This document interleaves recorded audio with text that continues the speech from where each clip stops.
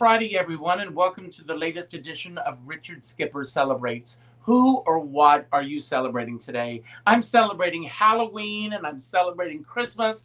And my dear friend Tesla Bella, she's on the show today with her incredible book, Merry Witchmas. She's going to be on in a few minutes. I have an amazing panel today, and I am so thrilled. Today, we're going to be talking about pride. Not LGBTQ pride, but pride in our work. Although, for some of us, there may be LGBTQ pride in our work, and we'll be talking about that. It's considered one of the 7 deadly sins, but it's okay to talk about that once in a while. And I am so excited that we're going to be talking about that today. But I also want to acknowledge a major elephant in the room. And that's the fact that Jimmy Kimmel was unceremoniously kicked off of ABC earlier this week. Now, I'm not taking a political side, whether you agree with him or whether you don't agree with him. The fact of the matter is that taking someone off the air because of something that you disagree with is wrong. It's censorship at its worst. You can boycott the show. You can refuse to turn it on. As a matter of fact, I don't think that the base that he was playing to are actually the base that got offended by the show, are the very people who even watch the show. So we have to be very careful because at some point, and it will happen, there will be a Democrat in the White House again. And I'm sure the other side does not want that Democrat excluding the rights that they want to share with what they want to do. So we need to celebrate each other. That's what I'm all about. That's what my shows are about. Imagine if I was to do a show and I was to put all of the redheads on one side of the room and all the blondes on one side of the room, and I said I'm going to only play to one portion of the room. I would alienate half of my audience. Let's all come together. Let's all take a collective sigh and let's celebrate each other. And that's what today's show is all about. And no one knows who I'm going to bring on first. So I'm just going to push a button and I have no idea who's going to come on first. So I hope you're all ready. And here we go. Ah. Eileen, Ziggy, stop. My alarm just went off. First of all, Eileen, it's so good to see you again. Thank you, Richard. You too. The last time I saw you, you were in town doing the concert version of The Rink. Was that the last time I saw That was the you? last time I saw each I other. I thought weren't you at the musicals of 1975? No, I Oh, wasn't you there. weren't. No, no. So the Rink. Wow, that's over Yeah. a year ago. And you Yeah. were wonderful. It was Thank great to you. see you up there doing your thing. So, Yes. Eileen, today I began my Friday shows by asking all my guests, who or what are you celebrating today? What am I celebrating? I'm celebrating being, this is going to sound very general, but it's very true. Being alive, getting through the day successfully, moving on with my life. I don't know. I know, Richard, you're aware, but other people may not know that I lost my husband a year and a half ago, Ben Lanzarone. He was my life partner, my musical partner, the father to my daughter. And it was very, very difficult going through his health problems and his passing and the grieving.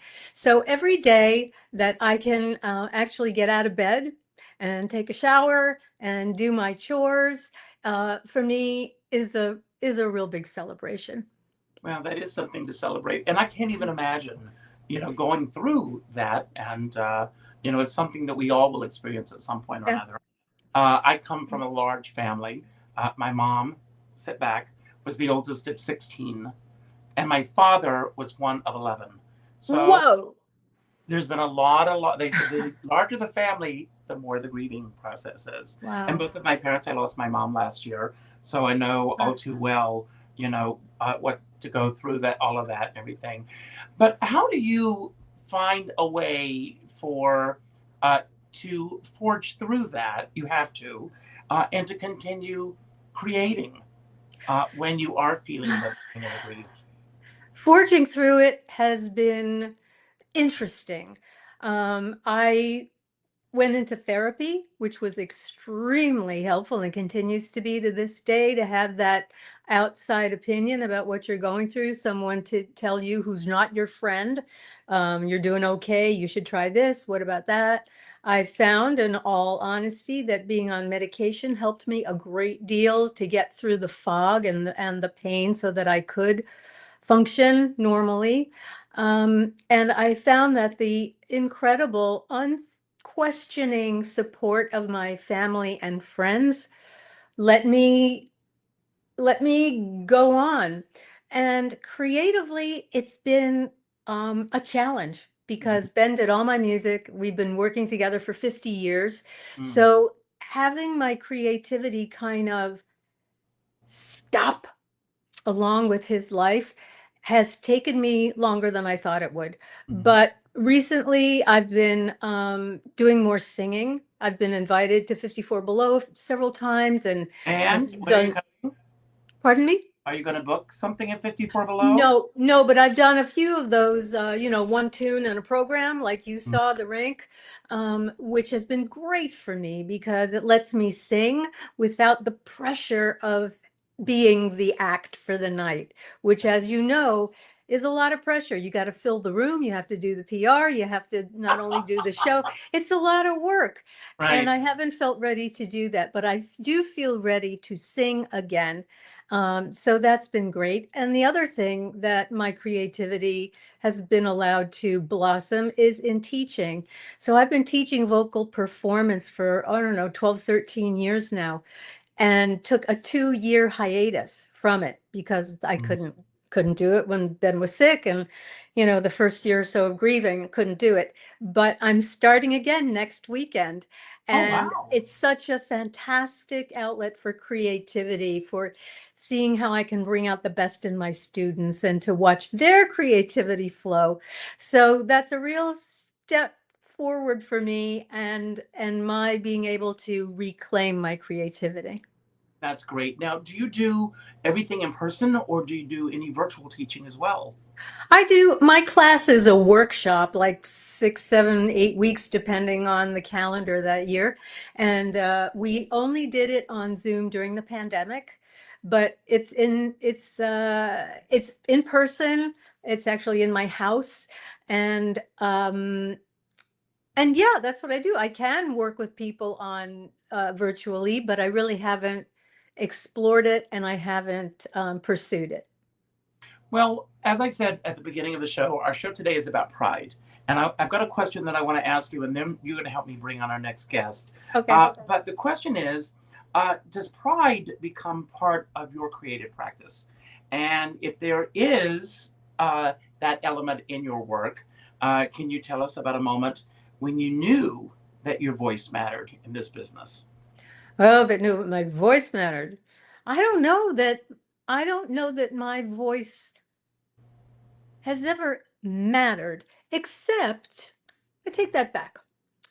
When I was doing Mr. Belvedere, my TV series many years ago, I can't tell you how many young people would come up to me, say, "Can I hug you?"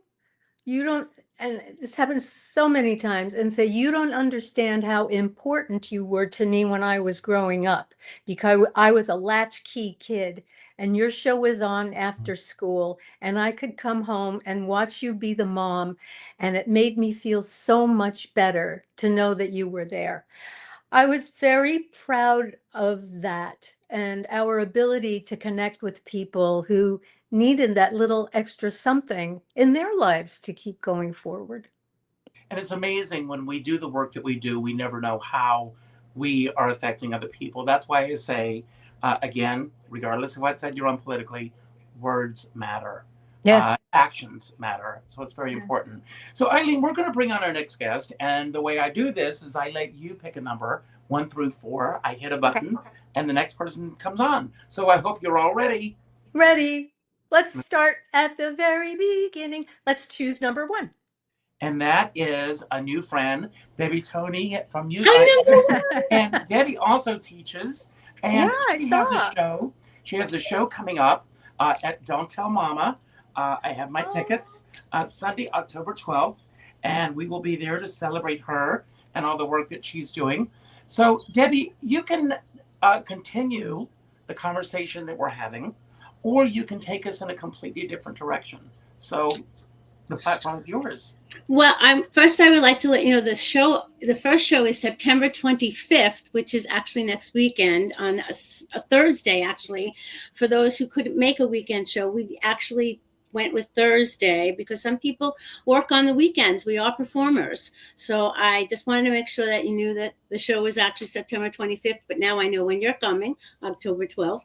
I'm so excited. No, I'm actually coming. I'm coming September 25th. Oh, you are? Okay, even better. No, I'll be there next week. Yes. That's wonderful because October 12th is the day before the show Jacob's Room on the 13th and 14th. So my cast needs to come on the 25th because they have dress rehearsal, which luckily for me, they're letting me do my show and not missing Betty Flanders in Jacob's Room. So all of a sudden, my life is just evolving back to where I belong. And I'm so happy to hear your story because my dad did pass away from COVID. And my life has been, I would like to say my life has been altered from everything I knew. I moved out of my childhood home. And in my 20s, I lived in Manhattan and I was doing it. And I loved it. And I had the passion and the love for it. And I can't believe I let it go for so long. And I allowed people to distract me from my purpose. And when you wanted us to talk about pride today, I said to myself, pride is from inside. I'm getting chills right now. There's just so much love that I have to give, like you, and that we did through teaching. And I did it for others. And I gave people a purpose in life and I helped their dreams come true. My piano course was called Piano for Dreamers. I had acting for artists. I did private teaching one-on-one for 25 years. I taught in the schools. All the bad kids loved me and I loved them. I was an accompanist. I played my instruments. I was a band fag, they used to call us, but I was a theater geek and I didn't want to play in the orchestra pit once I discovered the stage. At 17, it was my first time I started to dance. And as we got older, I evolved. And I realize now that through my singing, I can share my story. I have a voice. I never knew that until I'm in my 50s. And it took a while for me to grow up. Well, you're a baby. I'm baby. Oh, Yeah. Baby. I just feel like I'm just coming into my own now. And I feel like this is the right time and everything happens for a reason and all those things. And, I'm commuting to Florida because my mom wanted to move. And I said, Mom, I can't go with you. So I gave up the childhood home, not by choice, and my studio where I taught, all of that. And now it's just forcing me to go in the only direction I have left to go with nothing to lose, back to performing, because I only had maybe 5 students that had the same passion and talent as myself. And 2 of those students, one is already off Broadway, another one into nursing, that's unfortunate. Another one moved to Boston and she's doing it. But, and a couple of others I'm not in touch with, but I know those who didn't go into professionally will never forget their first music teacher or the things I taught them. And being intuitive, I would know about their lives. So I became a mentor and a coach, and it wasn't just about the singing or the music. It's called Music Changes Lives for a reason. That's my motto. And it's changing my life. It made me who I am. And I just want to say it, that I loved it so much and I tried so hard. I was one of those teachers that expected a little bit too much. I was the musical theater teacher that you had to write a 3-page term paper for. I wanted you to learn. And some people didn't agree with me, but I couldn't help it because that's my standard. Good enough is not good enough. Good enough is mediocre. I have to keep improving. My show is going to keep improving. I'm going to change it to the audience. But my point about my life is that I have to do it. I have to go for my dream and be an example for those who I taught all my life. That's wonderful. Now, I've got another question for you, and then we're going to bring on the next guest. And And perhaps you've answered this question, but we'll elaborate a little bit more. What does pride look like in your day-to-day choices that you make, selection of your material, your rehearsal habits, your edits, your boundaries? How does that come into the picture altogether? Well, I think for me, I am one of those reliable people. It's very hard to find people who are consistent and kind and unselfish. And I'm starting to find people and attract those type of people. We are not the majority. The Mhm. world is full of anger. The world is full of things that people are rude to each other. People are not. There's a lot of jealousy out there. Things that are negative, I don't want to bring them into my daily life. So I carry myself in the way I want to be treated, and I treat others as the way I want to be treated with that kindness and consideration. And I go about picking material that's positive. The last song I sing in my show is called What a Wonderful Thing to Be Me. And I want people to think about how wonderful it is to be themselves and be happy with who they are, because we're struggling through life because we don't love ourselves, and that's taken me a long time to get there. But I think that's where pride comes in, because everything that I'm touching now is going to be done with love and care and kindness from this point forward. Well, God bless you. Well, with kindness, pull a number. You're the Monty Hall of today. So door number one, door number two, or door number three. Door number 3. And that is my dear friend, Joshua Disher. Yeah. You know, you're Joshua.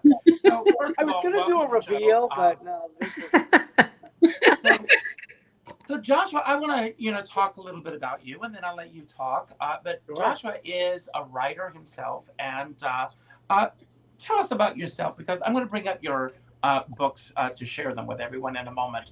So, um, talk about either what we talked Yeah, about so now. it all started in 1983 when, no, I'm kidding. But yeah, I'm here in New York, born in Massachusetts. I'm a writer, as you said, but I also went to school for theater. I graduated from Point Park University in good old Pittsburgh. Moved to New York for, God, I've been here almost like, I think 17, 18 years now. So it was like early Yeah. 2000s. And yeah, I'm here writing. I work in tech. I do it all. I help people with websites, other actors, with websites and demo reels and all that stuff. So I've got that creative bug that I just can't get rid of. So let's Yeah. talk about your writing, because you've got two Yeah, books out that we can talk about. First sure. of all, on Mondays we play bridge. Yeah. Tell us about this book. Yeah, this is actually, and this is part of who I'm celebrating this week.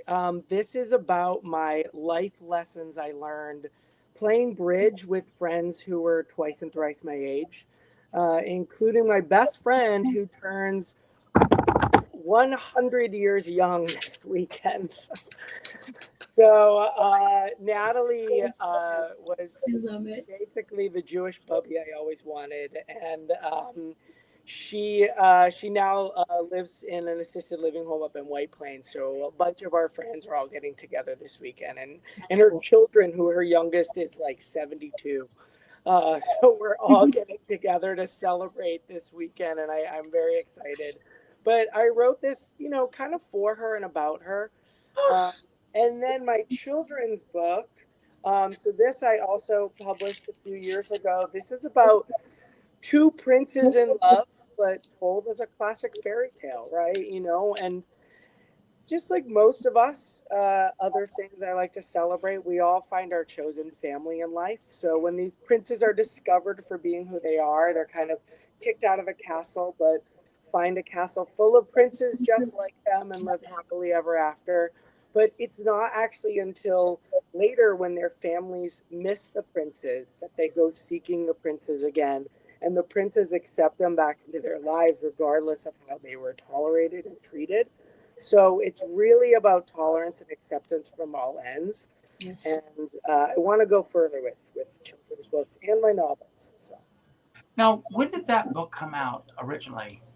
So I it's interesting because I originally published the children's book in 2016.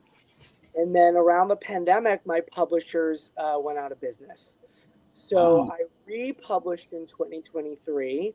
And to be honest, it was a blessing in disguise because I learned so many things not to do the first time around, and then was able to really take those lessons of failure and succeed more, where, right from the start sold hundreds of books, which was great.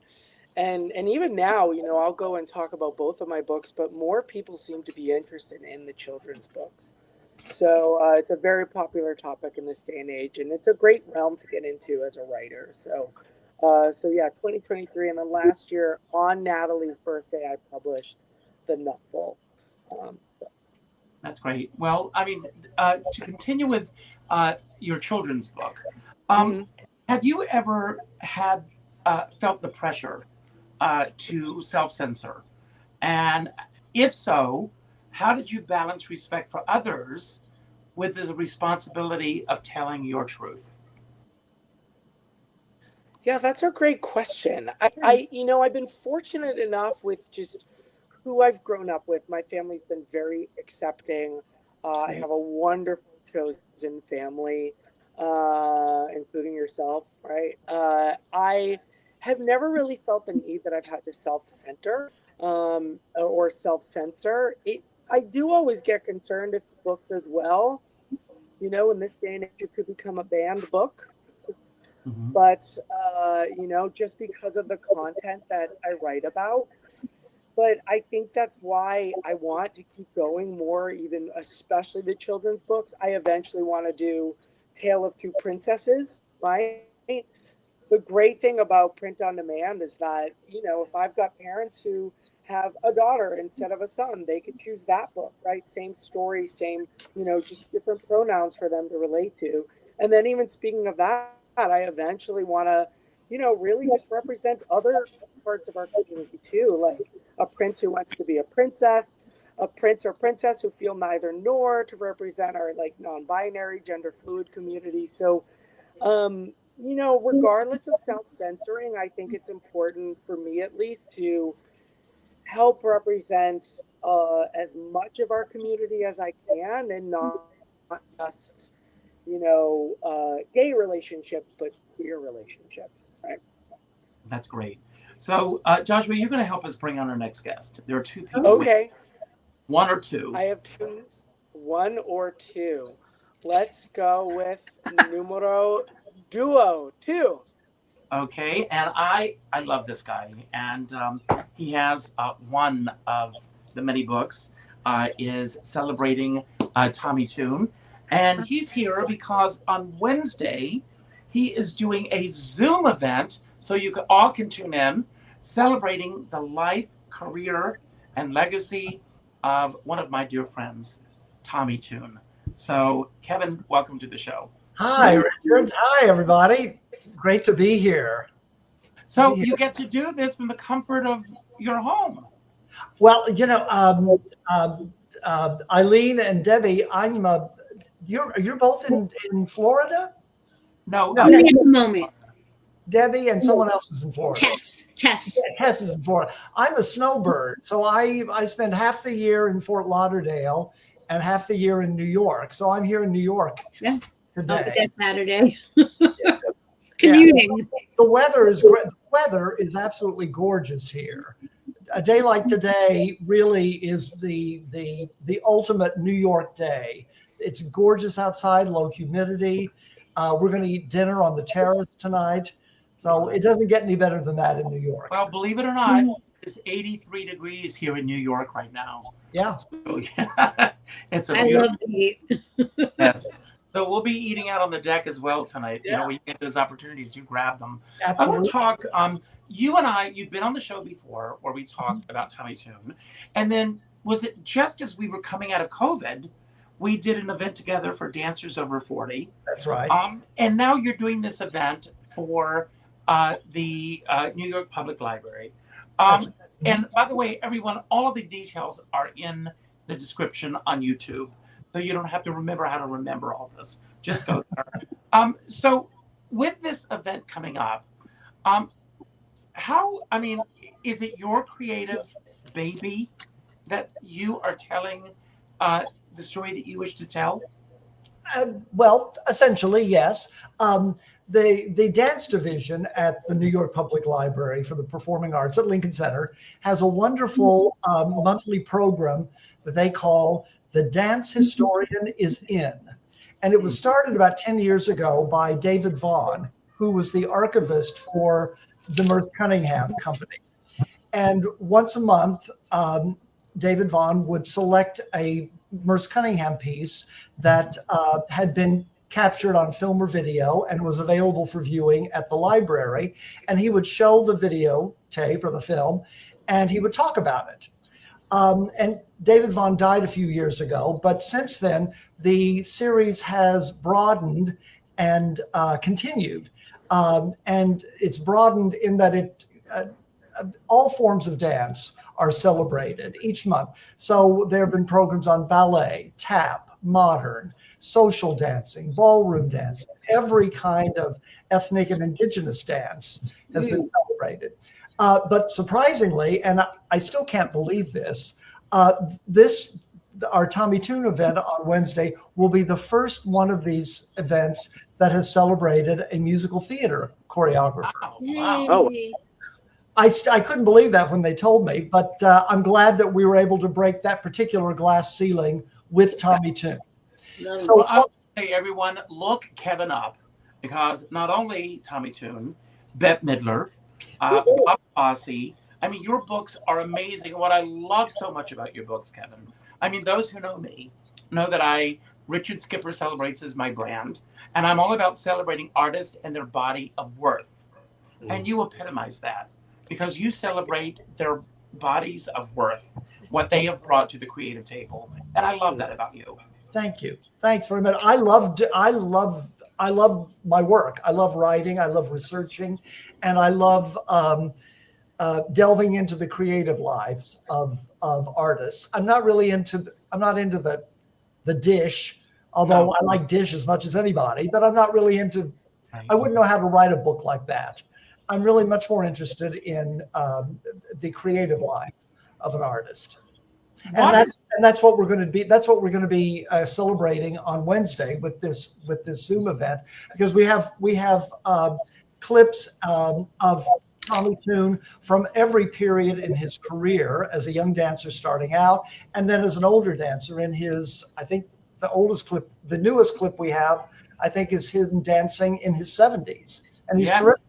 And then everything from all of his shows. I was invited to his dress rehearsal for his last, for the last show that he did.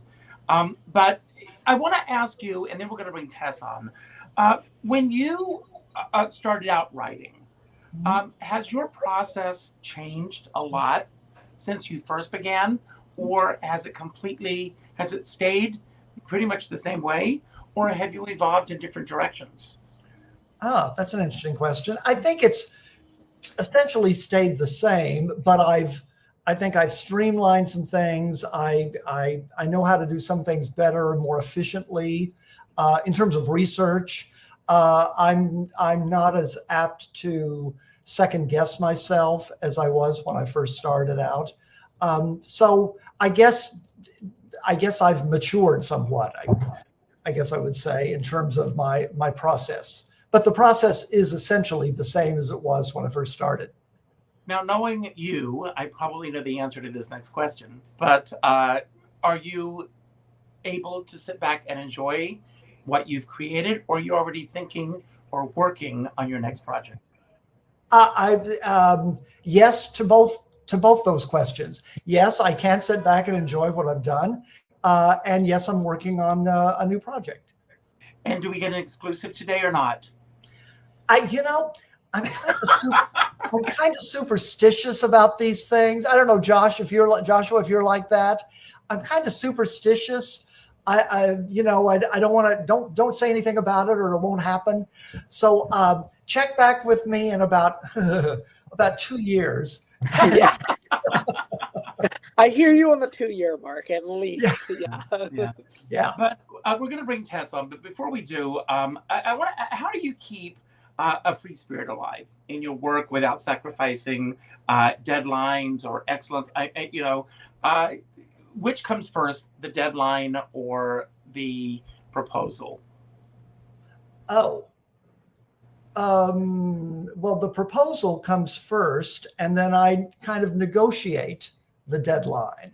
I try to give myself enough of a buffer so that I'm not rushing to meet that deadline and feel myself not in control of the situation. So it's a little of both, I guess. Okay. Well, I'm going to bring on one of my aunts because a lot of the advice that I get is from her, and then I'll bring on our special guest. I am just so excited and overwhelmed and honored to be considered one of the 100 sexiest women in the world.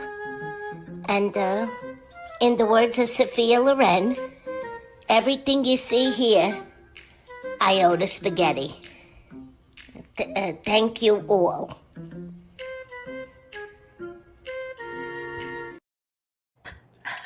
And here she is. I see the resemblance, Richard. Yeah, it's wonderful. Tess does these. I mean, Aunt Marion is her creation. Tess, when are we going to see a series? Listen, from your lips to God's ears. But because I have attention deficit, I have to address something immediately with Kevin. Kevin, I live in Boynton Beach, which is only 35 minutes from Fort Lauderdale. So when you're in Fort Lauderdale, I'd like to propose a big dish of money-gourd meatballs, roasted peppers, a little arugula, homemade bread, so I can pry the information about the next project. And if you're up for that, I would just love a phone call. Yeah, you're right up the road from me, Tess, so it would be easy to get together. And Debbie, come on down. Yeah, Debbie, you do it. I'll fly I want down pictures too. of that But, too. you know, just let us And know. Joshua, Come on. I The mean, more the Joshua was merrier. here I have a dining room last Monday table. night for dinner, and I he's would coming love again this Monday night. Yep. I love it. Well, before I say anything, Richard, thank you very much for inviting me today. And listening to the stories of you accomplished, lovely, soulful, heartfelt, genuine people. I mean, goodbye. I'm done. It was so amazing to listen. And the struggles too are real. Like all of us, I had a loss. My mom, like Richard, in the same year. I've struggled with my health, had a crawl back, I've had a cough, like I had tuberculosis for like 2.5 years. It's been awful, but I never, ever once lost my faith. Good girl. And it's just something I'd like to mention. Yes, there's Aunt Marion and the beautiful Mary Witchmas book. And I do voiceover training tapes. This nice young kid, Spencer Carlisle, did a wonderful job with his brand new first ever voiceover demo. And I had the time of my life. But one thing I'm doing that is filling my soul, because we're talking about pride, is during the pandemic, my mom asked me, and this is when I created Aunt Marion to tie this all in. Oh, emotional. I created Aunt Marion because the world was ending in my brain. And I said, all I ever wanted to be was the voice of an animated feature. I might as well now draw it, create it, and voice it before it's too late. But my mom was a very supportive person in anything I ever wanted to do, but she had one request. She said, Tess, will you please write prayers in the morning and send them to all the relatives? And I thought, okay. So since 2020, March, I have been writing prayers through a text on my phone. And this went from maybe 20 people to now over hundreds. The hospice nurse took it and sent it to all her hospice. The hospital that I worked does it. A lady from Brazil sends it to Brazil. I have the Dame of Malta who sends it to Italy. It has grown. And I don't think, other than giving birth to my two amazing children, I don't think I've done anything that I've ever been more proud of that when I hear somebody tell me in the morning, thank you.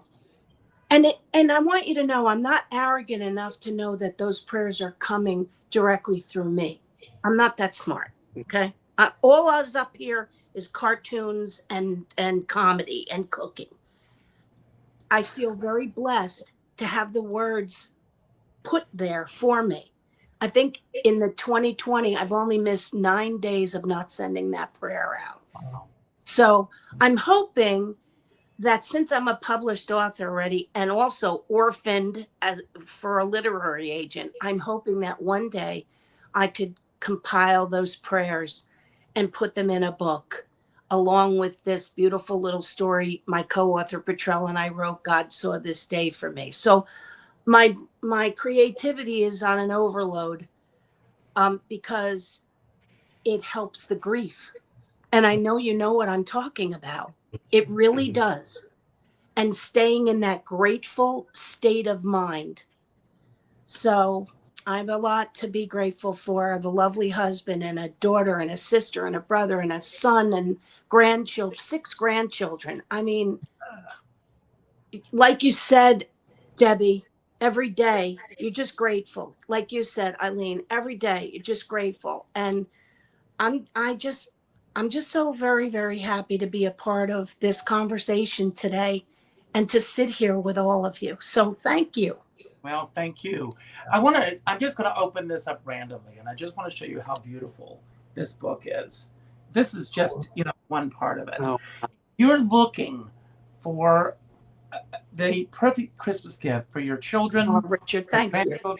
Merry Witchmas, Halloween and Christmas. Yes. Holidays. And this should be an animated television special. Do you remember, those of you who are old enough, in the 70s and 80s, all these television specials that we watched every Christmas? Sure. And I still live for them year after year. But, I'm going to go around. I've got questions for each of you. But, Tess, I want to ask if there was ever a time where an audience or the business, this is a tough business.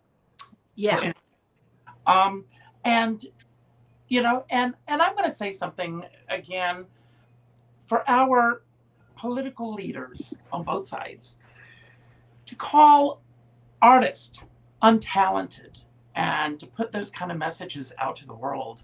It's just, what are our children gaining from this? And, and so I'm all about putting this positive energy out there. Right. But is there a time when an audience or the circumstances of this business, something you may want to share that you shared with me recently, has challenged you? And what do you keep and what do you change and why? Okay. Without telling that story again, I will just narrow it down to, I do not do gossip. I do not entertain. My mom used to always say, if a girlfriend comes and says to you, can you keep a secret? Your answer should be, can you? So I learned at an early age that that's kind of unacceptable. And yes, do I have my opinions? I'm Italian. I have a million opinions. I'm loud. I got everything there. But my feelings, I feel, and I have done this my whole life, they belong to me. If I share them, I share them. If I don't, I don't. I never get political. I never talk about religion. And one of the things that I do is that if I am in a situation that I was where I was going to be compromised, I shut it down like a gangster. So that's it. That's who I am. You still want to come for dinner, Kevin? That's that one is. We'll have plenty of things to talk about besides politics. Wait. Yeah. And you're great. all invited. Well, I want to share, for those who are watching out there, that there's a new bookstore that just opened in my neighborhood. I can walk to the bookstore, and as a matter of fact, I'm doing an event tomorrow afternoon with this incredible author, and the book is called how we choose to show up. Wow. And I am loving, loving, loving this. Mm. So, Eileen, I want to ask you, you know, have been in the business for a few years. Was there ever a conscious effort in terms of how you showed up for your work, either through the audition process, through the actual work itself, or anything in general as a teacher? Do you think in those terms, or do you just let it unfold organically? I like to be prepared. Mm. I believe in rehearsing. I believe in learning my stuff. I believe in finding out everything I can about the people I'm working with, which is so much easier now than it used to be when I started over 50 years ago. Thank you. But when I feel prepared, Richard, that's when I feel free to do my work. If I go into a situation that for some reason I wasn't able to do the homework that I like to do, Mm. and I feel at sea, I don't feel stable, I don't feel secure. So my position has changed from when I was a kid, first starting out doing my first Broadway shows and, in school and whatever. I didn't know enough to know that that's what you should do. Wow. I didn't know. And as I got further along in my career and as I grew up and as I matured, it suddenly came into focus that I, for one, and the people that I like to work with, have that same kind of work ethic that you come ready to do your best. Otherwise, I want to talk about the flip side of that and how that, I had tickets to see you at 54 Below for your Christmas show, which had to get canceled at the last minute because of COVID. And do you remember what you said to me? No. Bottle of wine or something waiting back at your apartment. You were just going to go and have a pleasant evening. And what you were feeling on the inside, I have no idea. But you didn't let that show. No. This happened. Let's just go with it. No. Tess, it's interesting what you said is that you keep it to yourself. I didn't want to broadcast my disappointment and frustration with people who had traveled from out of town, who had come on airplanes, who had spent money on hotels. I didn't see why that was my business to make their experience even worse, even though inside I was like, are you kidding me? Thank you for for that show for months and months and months. I bought clothes. My musicians are phenomenal. I have guests. I didn't need to burden them with that. So, it's like, this is what happened and on to the next. And I think it made the people who did show up, and it was, Richard, as you said, it was last minute. We had finished our sound check when they came to me and said, yay, New York, don't know how to, don't know how, we're so sorry, but there has been COVID, there's COVID in the staff, and we don't feel that we can go on with the show. So it was hard, but I didn't see any reason to burden anybody else with my frustration. My super closest people, of course. Yes. But not, it was bad enough for everybody that traveled to come to the show.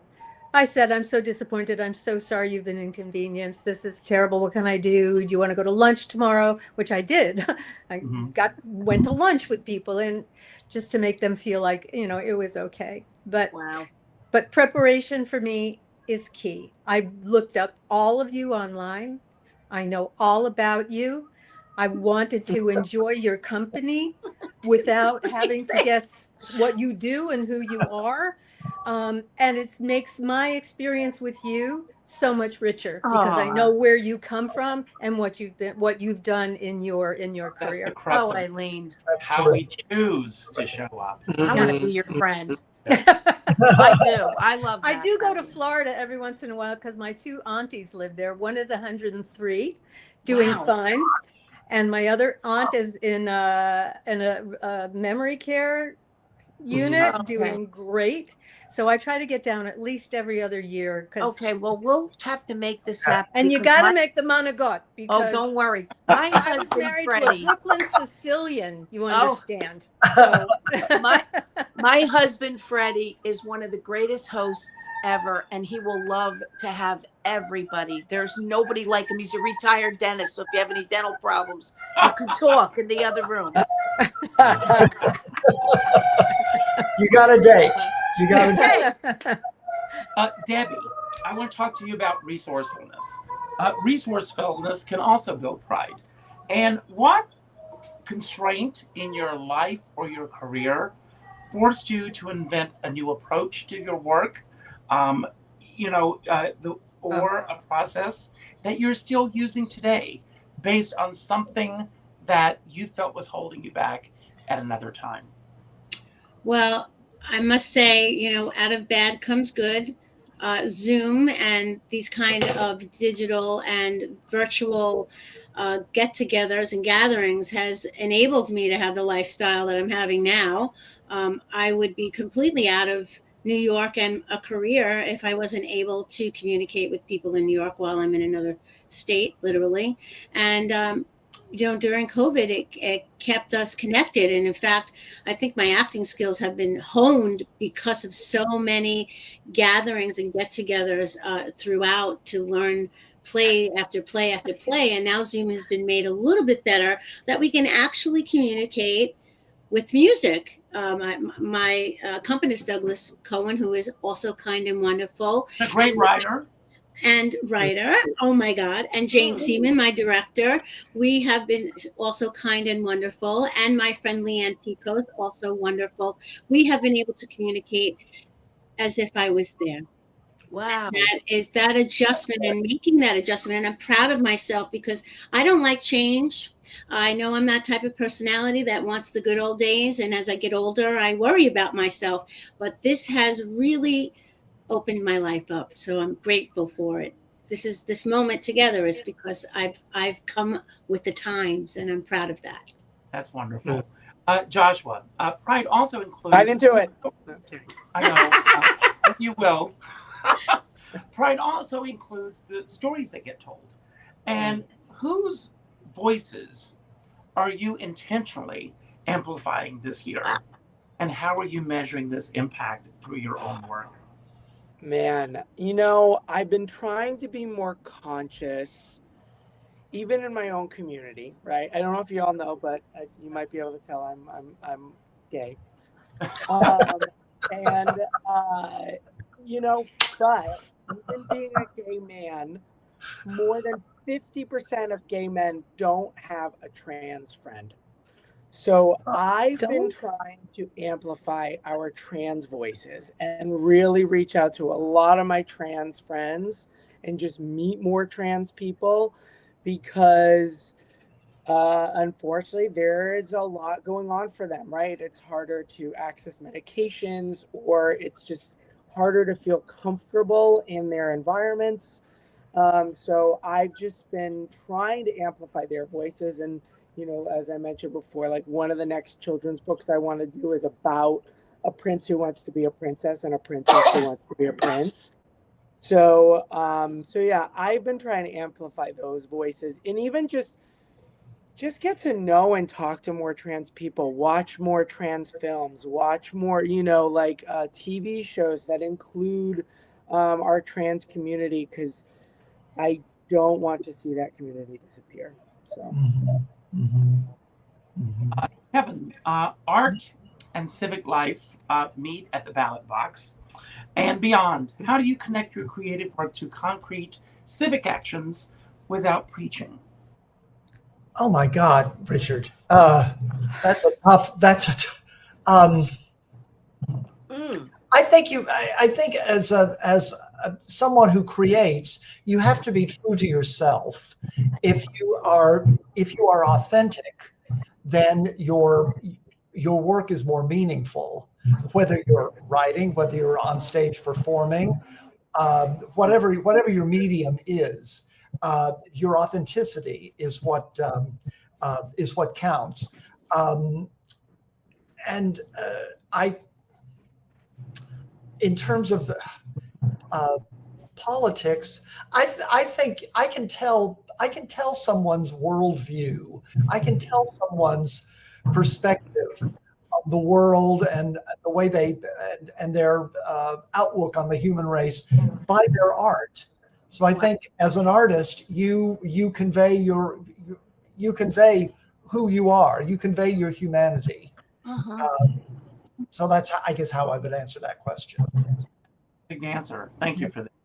I've got a question that I'm going to ask each of you, and then I'm going to give each of you a chance to have your final word today, and I'll talk about that in a moment. But Tess, this is my closing challenge for you and for all of our viewers and all of our guests today. Okay. What is one action that you feel that you can take in the next 48 hours to honor pride in your creativity? Wait, say this again. You broke up. What is action that you feel that you can take in the next 48 hours to honor pride in your art, and what will that change for you? What action? How about this one?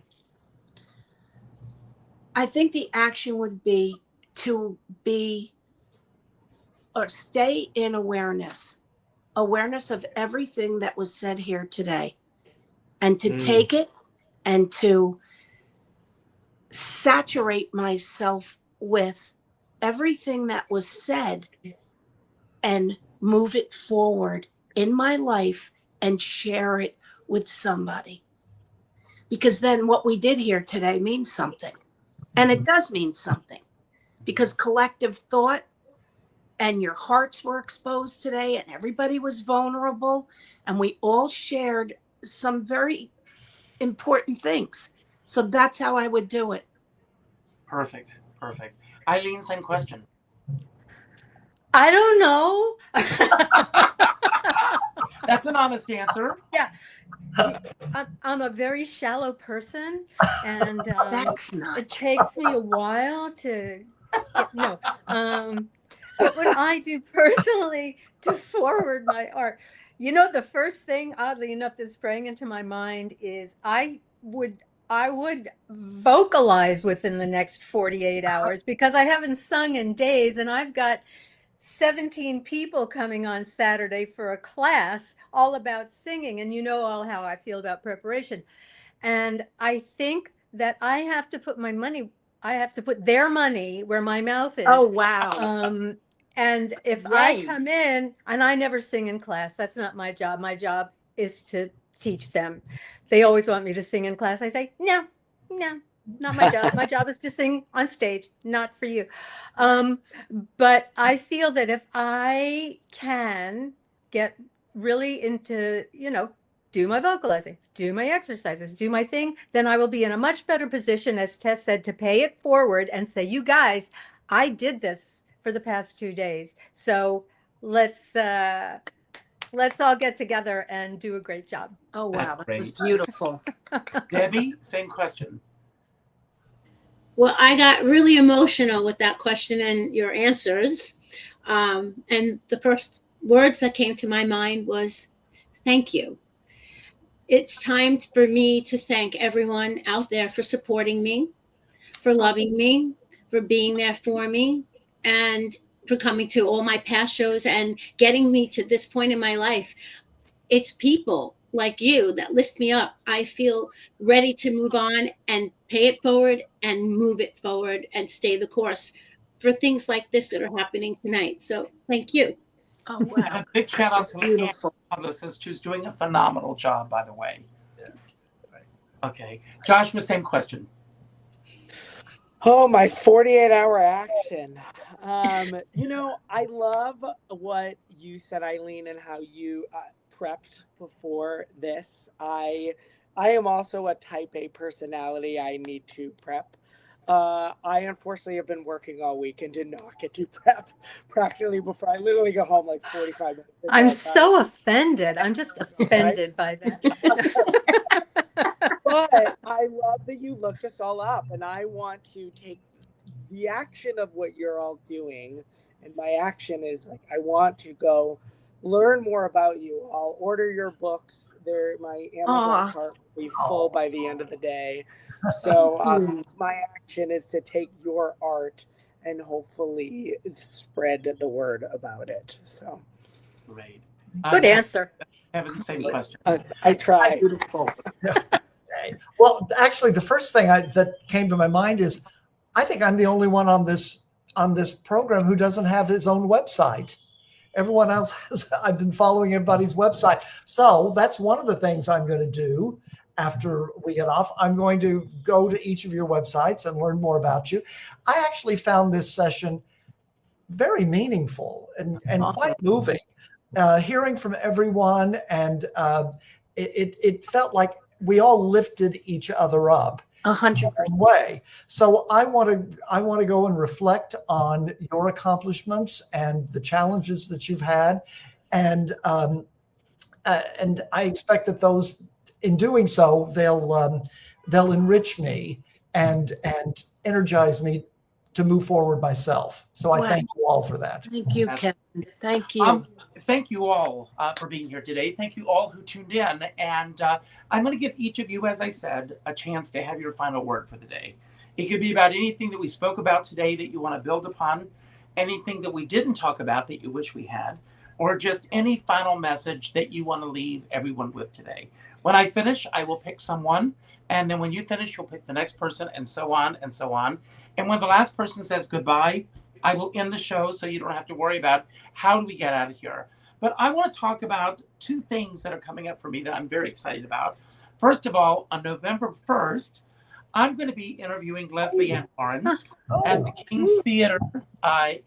We've sat down and talked before, but they're going to be showing Clue, one of my favorite movies, and then I will be discussing the movie afterwards with her. And then later in the month, I'm back to Laurie Beach for my, this will be my third appearance there with this new show. And the entire show is based on questions from the audience. So I never know what direction we're going to go in. And I am having the time of my life with the show. The message that I leave everyone with at the end of every show is to go out and do something nice for somebody else without expecting anything in return. Just go out and do it. I also encourage everyone to go to, and I'm going to ask all of you to do this, and I want you all to report back to me.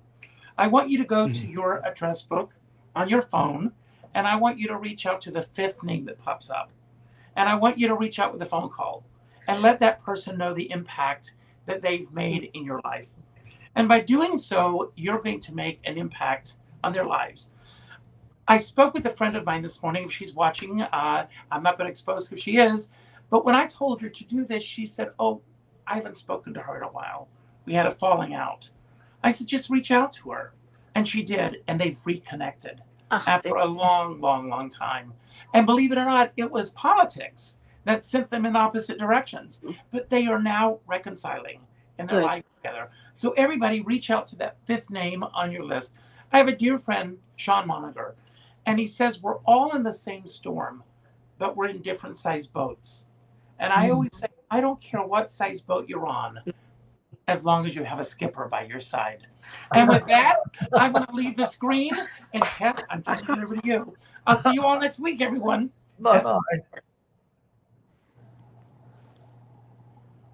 Well, I want to say congratulations to every one of you for all your accomplishments and all the things that you're going to do, because your story is not done. You're all just kind of still writing. So I wish you many, many, many chapters. And my request, please, Richard, could we all come back again, the same group, and catch up and see what each other's doing? Hopefully by then we will have had the Money Good dinner. I also want to thank you again for inviting me, Richard. And once again, thank you very much for this wonderful, wonderful time.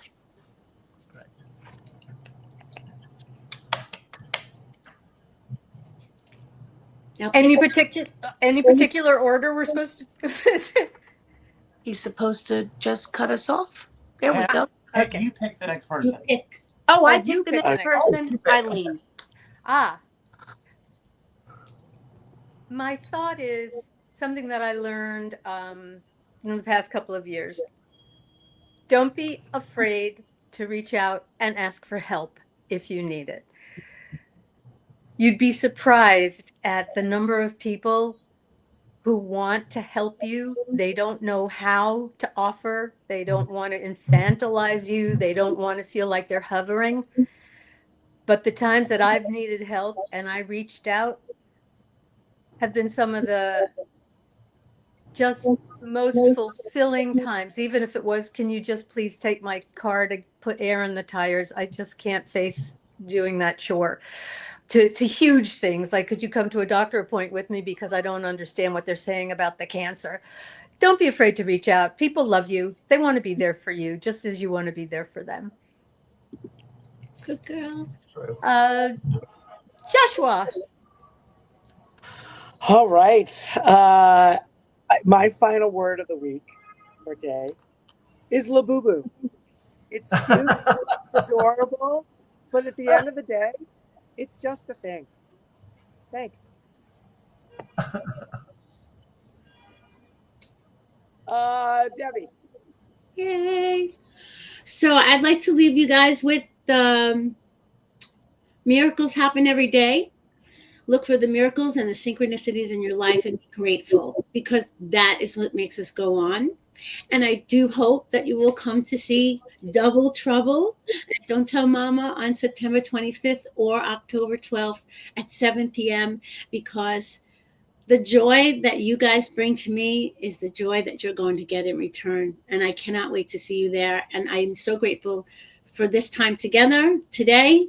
Be well, be happy, stay safe. Thank you. And Kevin, you're on.